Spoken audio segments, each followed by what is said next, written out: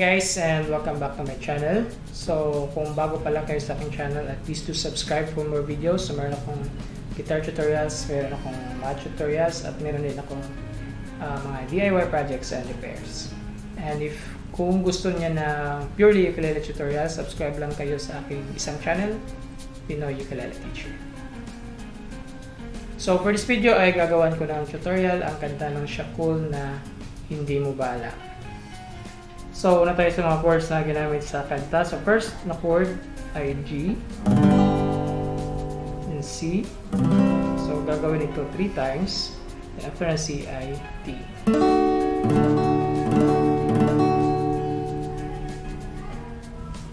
Then for the strumming pattern, pwedeng ganito. Down, down, down, down, up, down, down, down, up, down, down, down, down, down, down.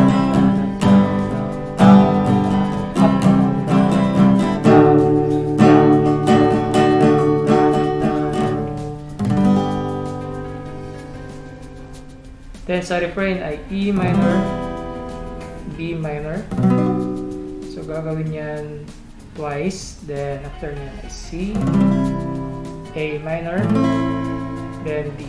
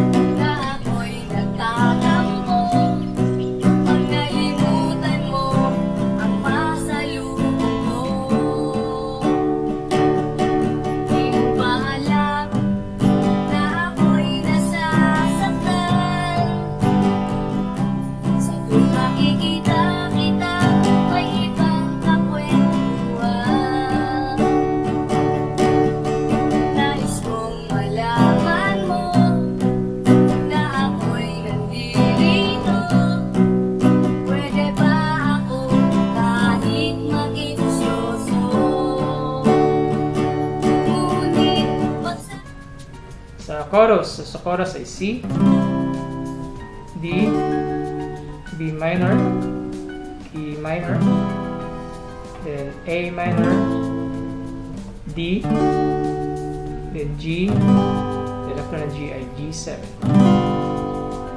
Then balik sa C, D, B minor, E minor, then A minor, then D.